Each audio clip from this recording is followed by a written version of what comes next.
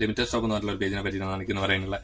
അതിൽ എന്നെ പറ്റി മോശമായിട്ട് അടിച്ചപ്പോൾ എൻ്റെ വീഡിയോ കണ്ട ഒരു ഫോളോവർ എനിക്ക് അയച്ചാന്ന് വോയിസാണ് ഞാൻ ഇതിൻ്റെ താഴെ. ഇവനെ ഇതേപോലെ നിങ്ങളുടെ അടുത്തേക്ക് സ്റ്റോറി ഇട്ട് ഇതാക്കണ്ടല്ലോ, ഇതേപോലെ പണ്ട് എൻ്റെ അടുത്ത് സ്റ്റോറി ഇട്ടത് ഞാൻ പണ്ട് മിന്നൊരു വീഡിയോ എഡിറ്റ് ചെയ്തു കിട്ടും.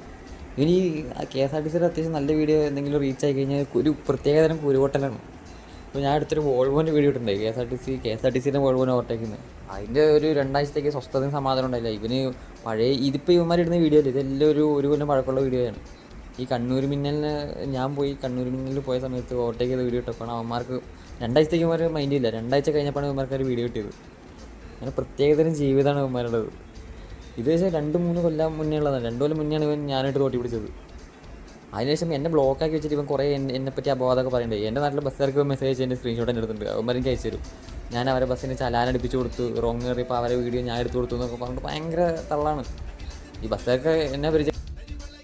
മിന്നലിനെ പറ്റിയിട്ട് കുറച്ചാൾക്കുള്ള സംശയം ഒന്ന് തീർത്തേണ്ടിയിട്ടാണ്. ഇങ്ങനെ കുറേ എണ്ണോ എന്താ പറയണ്ട പഴയ വീഡിയോയിൽ എടുത്തിട്ട് എന്തെല്ലോ കൊണകൊണ അടിക്കുന്നുണ്ട്. സ്വന്തം അക്കൗണ്ട് എന്നല്ല, ഏതെല്ലോ ഫേക്ക് പേജ് കയറിയിട്ട് ചെയ്യുക. ഇവന് മെസ്സേജ് അയച്ചാൽ റിപ്ലൈ ഇല്ല. ഇങ്ങനെ ഒരു പേടിത്തൂറി